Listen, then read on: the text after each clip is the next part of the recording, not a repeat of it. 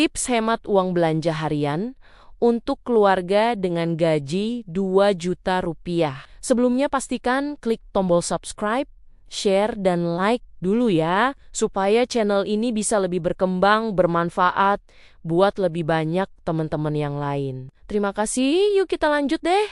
Apa kabar ibu semua? Moga sehat-sehat terus ya. Hidup dengan gaji 2 juta itu rasanya kayak main drama setiap hari. Bangun pagi belum mandi, pikiran sudah lari ke dapur. Bukan mikir menu apa yang enak, tapi uang belanja hari ini aman atau mulai rawan. Dompet kadang lebih jujur dari hati, baru dibuka sudah bikin dada sesak. Padahal niatnya cuma mau beli sayur. Fenomena yang sering kejadian itu, uang belanja habisnya pelan-pelan tapi pasti. Ke pasar niatnya hemat, pulang-pulang kantong plastik nambah karena lapar mata. Jajan katanya cuma sedikit, ngopi katanya cuma sekali. Tapi kalau dikumpulin jumlahnya bisa bikin senyum kecut. Yang bikin tambah nyentil, tanggal masih muda tapi dompet sudah kelihatan capek duluan. Yang paling relate itu saat lihat kehidupan orang lain, kelihatan rapi dan serba cukup. Sementara kita lagi ngitung receh sambil mikir besok masak apa. Di situ rasanya pengen ketawa tapi juga pengen nangis. Ketawanya pahit, nangisnya irit air mata, tapi ya begitulah kehidupan ibu rumah tangga, antara bertahan, berhemat, dan pura-pura santai supaya rumah tetap hangat meski isi dompet sering masuk angin. Akhirnya aku mulai belajar buat lebih sadar sama uang belanja yang masuk dan keluar setiap hari. Bukan sadar versi motivasi doang, tapi sadar versi sakit hati, lihat dompet kosong. Jadi aku mulai berhenti sok kuat dan mulai ngaku, oh ternyata selama ini bukan rezekinya yang kurang, tapi pengelolaannya yang kebanyakan ngeluh. Langkah pertama yang aku lakuin itu duduk sebentar setelah subuh. Sambil ngopi sisa kemarin, terus mikir, sebenarnya uang belanja ini habis kemana aja sih? Dan jawabannya nyebelin banget. Bukan ke beras, bukan ke lauk utama, tapi ke hal kecil yang kalau ditanya selalu jawabnya, sedikit doang, cuman segitu. Cuma segitu, tapi tiap hari, misalnya jajan anak, katanya biar anak senang. Padahal yang senang duluan emaknya karena nggak tega lihat anak melas. 1.000-2.000 kelihatannya kecil. Tapi kalau tiap hari tahu-tahu uang belanja seminggu raib tanpa jejak. Kayak mantan yang ghosting. Terus ada kebiasaan belanja tanpa rencana. Ke pasar niatnya beli sayur, pulangnya bawa gorengan, kue, dan es manis. Alasannya klasik. Mumpung lewat. Padahal lewat itu kalau tiap hari ya sama aja kayak niat bolos tapi tiap hari. Aku juga baru sadar kalau lapar mata itu nyata. Pergi belanja dalam kondisi perut kosong itu bahaya. Semua kelihatan perlu. Tahu tempe kelihatan kayak menu restoran mahal. Padahal kalau perut kenyang, tahu tempe ya tahu tempe aja. Jadi sekarang aku biasain makan dulu sebelum belanja, biar dompet nggak ikut lapar. Masak juga aku ubah cara pandangnya. Dulu mikirnya harus lengkap biar kelihatan niat. Sekarang mikirnya cukup. Dan sehat itu sudah lebih dari cukup. Telur bisa jadi 1.000 menu kalau kita mau kreatif.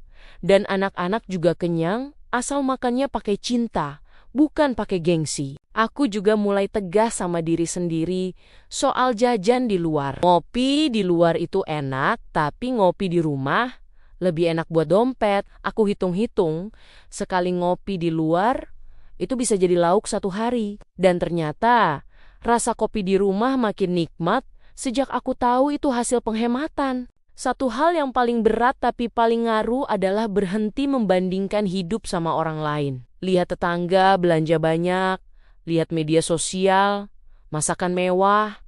Rasanya pengen ikut, tapi aku sadar dapur orang lain itu bukan tanggung jawab keuanganku. Yang penting dapur sendiri tetap ngebul walau apinya kecil. Aku juga mulai nyatet pengeluaran harian. Walau awalnya males, rasanya kayak diawasi. Padahal yang ngawasin diri sendiri. Tapi dari situ aku tahu kebocoran paling sering terjadi hari apa dan karena apa. Dan lucunya, pengeluaran paling boros sering terjadi pas lagi bad mood. Jadi sekarang kalau lagi bete, Aku jauhin pasar dulu. Belajar bilang enggak juga penting. Enggak ke anak soal jajan berlebihan. Enggak ke diri sendiri soal belanja impulsif. Enggak ke ajakan nongkrong yang ujungnya cuma buang uang. Awalnya berat, tapi lama-lama jadi lega. Karena dompet juga butuh didengarkan perasaannya. Aku juga bikin batas belanja harian. Bukan yang kaku banget, tapi realistis. Kalau hari ini lebih, besok harus lebih hemat. Jadi ada keseimbangan. Nggak semua hari harus super irit, tapi juga nggak semua hari boleh kalap. Yang paling kerasa tuh perubahan di kepala. Dulu mikir uang selalu kurang. Sekarang mikir bagaimana caranya uang ini cukup. Polanya beda, hasilnya juga beda. Stres berkurang, emosi lebih stabil, dan masak di dapur rasanya enggak sambil ngeluh terus. Kadang aku masih tergoda. Namanya juga manusia. Diskon suka terasa seperti panggilan jiwa. Tapi sekarang aku tanya dulu ke diri sendiri. Ini diskon atau jebakan Batman? Kalau jawabannya bikin dompet nangis, ya aku pamit pelan-pelan. Pelan-pelan aku sadar, hidup sederhana itu bukan hukuman. Justru itu latihan. Latihan sabar, latihan cukup, latihan bahagia, tanpa harus selalu beli sesuatu. Dan anehnya, sejak itu aku malah jarang ngerasa kekurangan. Walau nominalnya tetap sama, aku belajar menikmati proses kecil. Bisa masak dari bahan seadanya. Bisa lihat anak makan lahap, bisa tutup bulan tanpa utang baru. Hal-hal kecil ini yang dulu sering aku remehin, sekarang justru jadi sumber syukur paling besar. Pada akhirnya, kita sadar, hidup dengan gaji 2 juta itu bukan soal pintar menghitung, tapi kuat menahan keinginan karena godaan diskon sering lebih keras dari suara hati, dan dompet itu sebenarnya bukan tipis, cuma sering dipaksa kerja lembur. Kita belajar tertawa kecil saat lauk sederhana tersaji, sambil bilang dalam hati, yang penting bukan restoran mahal, tapi keluarga masih mau makan bareng tanpa drama.